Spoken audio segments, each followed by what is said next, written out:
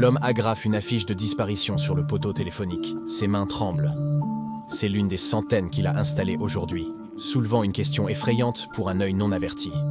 Pourquoi quelqu'un mettrait-il une affiche de disparition, avec son propre visage dessus? La personne la plus importante au monde pour cet homme a disparu sans laisser de traces. Pas d'appel téléphonique, pas de note, pas la moindre preuve, juste disparu. En temps voulu, cet homme trouvera la personne qu'il cherche, mais d'une certaine manière, il souhaitera ne pas l'avoir fait. Mais pour résoudre le mystère, nous devons d'abord revenir au début. Bien que jumeaux identiques, les deux frères ont toujours été aussi différents que possible. L'un excelle en sport et en athlétisme, ancienne vedette de sa ligue mineure dans sa jeunesse, et maintenant fervent compétiteur de marathons locaux.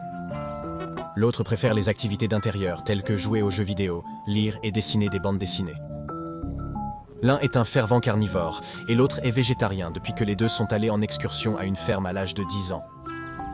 Ils peuvent avoir le même visage, mais leur personnalité, la façon dont ils s'habillent et le tatouage distinct de lion sur le bras du jumeau athlétique garantissent que personne ne pourrait jamais les confondre l'un pour l'autre. Malgré leurs différences, ils sont restés proches.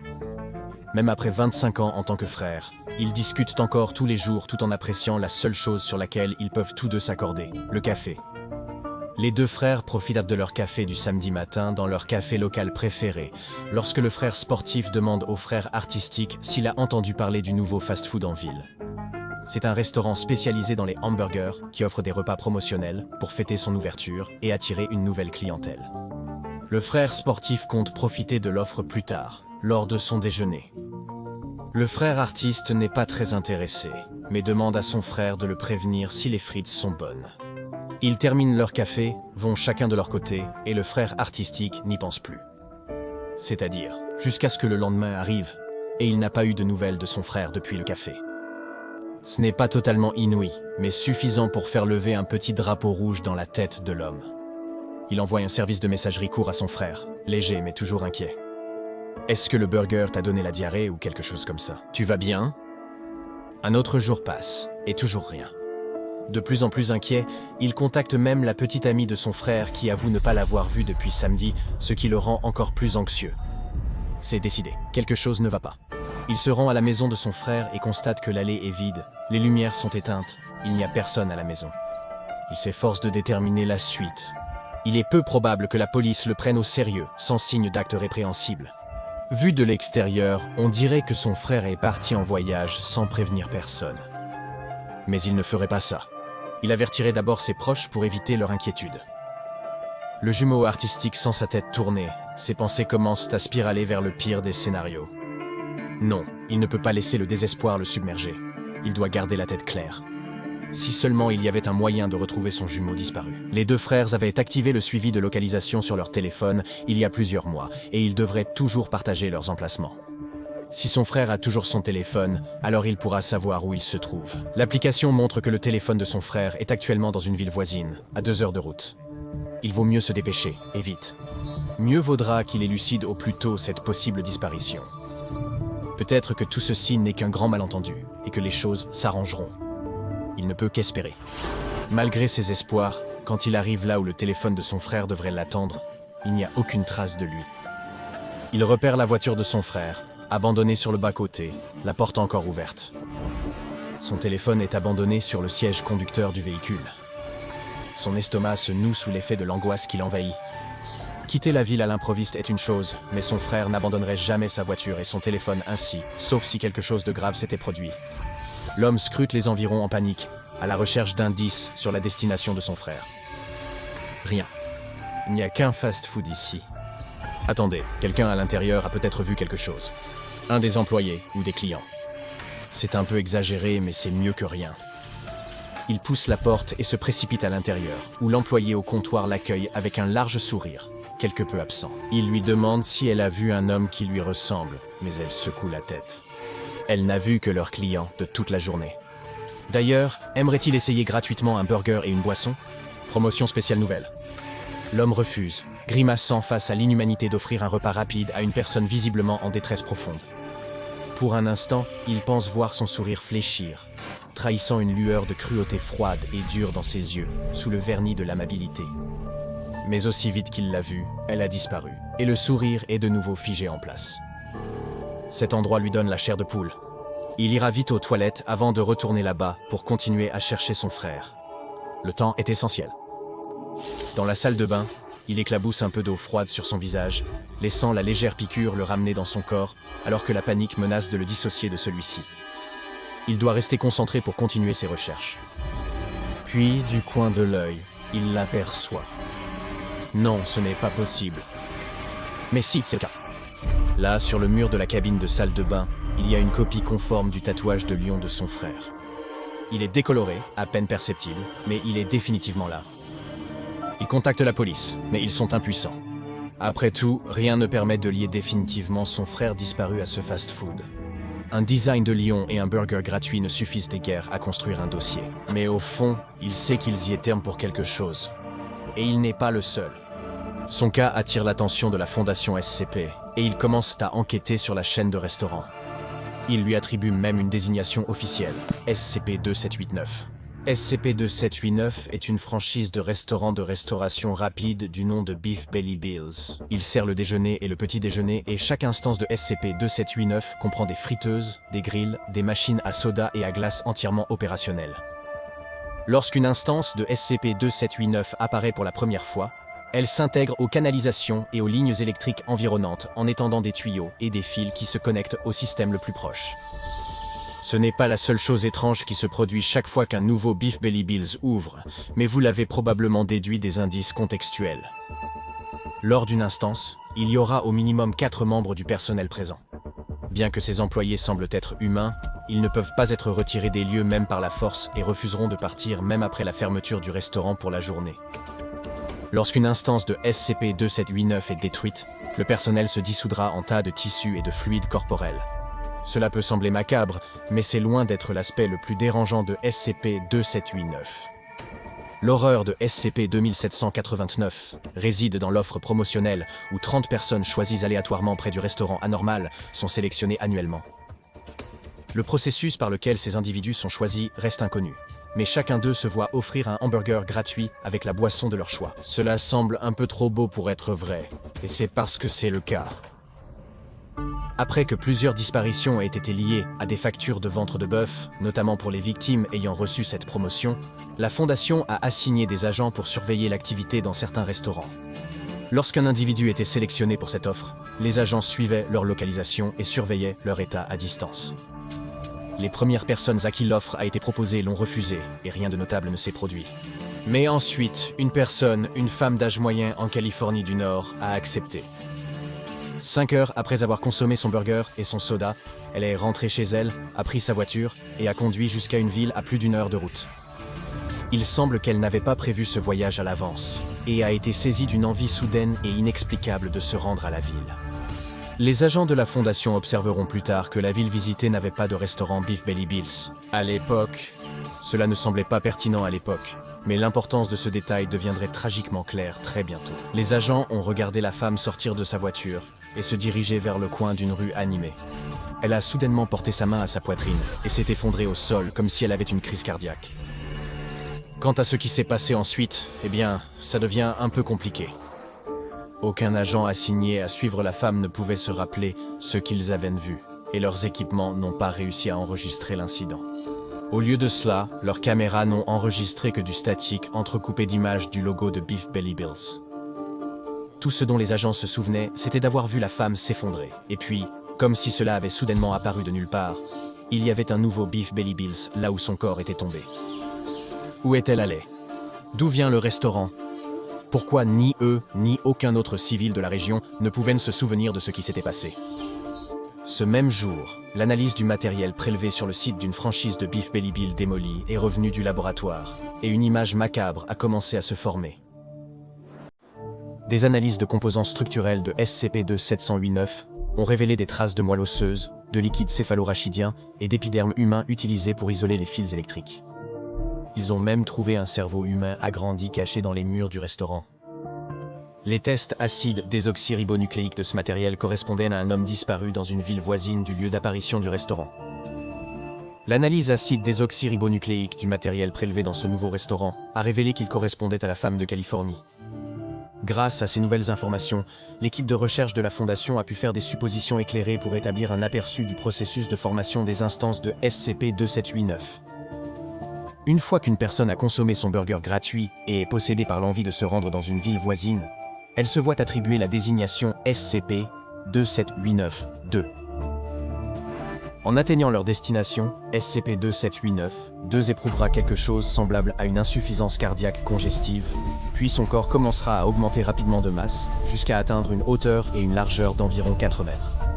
À ce stade, maintenant qu'ils sont suffisamment grands, les tissus et les fluides corporels de la victime commenceront à se transformer en matériaux couramment trouvés dans SCP-2789, tels que des câbles, des comptoirs, des tables et des chaises. Les bâtiments sur le chemin seront absorbés dans la structure. SCP-2789 a été observé se liant à divers bâtiments tels que des épiceries, églises, stations-service et bibliothèques. Les cerveaux récupérés des instances de SCP-2789 émettent toujours des impulsions électriques, indiquant que les humains transformés en ces restaurants peuvent toujours être vivants. Il reste à voir à quel point ils sont conscients de leurs conditions, s'ils sont conscients de quoi que ce soit. On ne sait pas d'où vient le personnel à l'intérieur des restaurants, bien que l'analyse du matériel organique qu'ils laissent derrière eux lors de la destruction du bâtiment corresponde toujours à l'acide désoxyribonucléique du reste de la structure. Suite à la découverte initiale de l'anomalie, la Fondation SCP a commencé à suivre l'activité de SCP-2789. Un chercheur a été envoyé au Colorado pour interviewer le personnel sur une nouvelle instance d'anomalie afin de mieux comprendre sa nature. D'abord, le chercheur, dont le nom a été expurgé du dossier et que je vais donc appeler chercheur B, pour Berger, a parlé à un employé de l'instance SCP-2789. L'employé a salué le chercheur B de manière standard. « Bonjour, bienvenue chez Beef Belly Bills. Comment pouvons-nous vous aider aujourd'hui ?» Le chercheur B a demandé plus d'informations. « Quand le restaurant est-il arrivé pour la première fois dans la région ?» L'employé a répondu avec un sourire absent. Bien sûr, nous avons officiellement ouvert hier.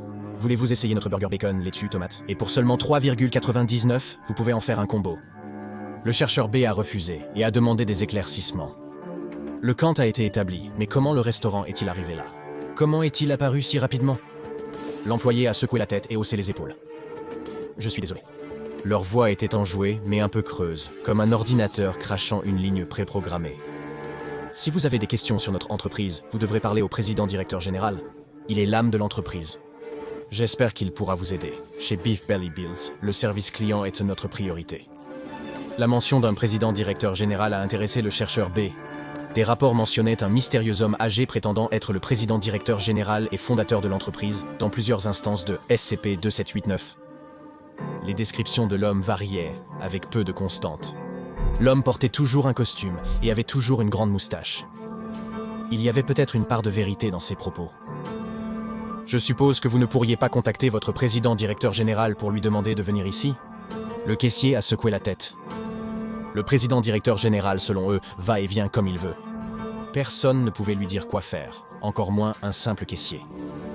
Alors que le chercheur B se préparait à partir, le caissier l'a appelé. Oh, j'ai failli oublier de demander. Offre spéciale du jour. Burger gratuit avec boisson au choix. Ça vous tente? Le chercheur B avait suffisamment étudié SCP-2789 pour comprendre la signification et les conséquences de manger ce burger. Il a rejeté l'offre et s'apprêtait à partir.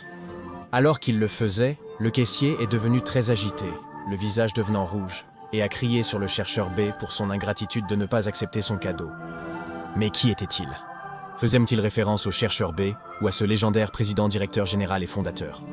Le chercheur B avait ses propres soupçons, sans pouvoir en être certain. 30 minutes après l'entretien, les opérateurs de la Fondation ont fait une descente sur l'instance SCP-2789 et ont évacué tous les clients.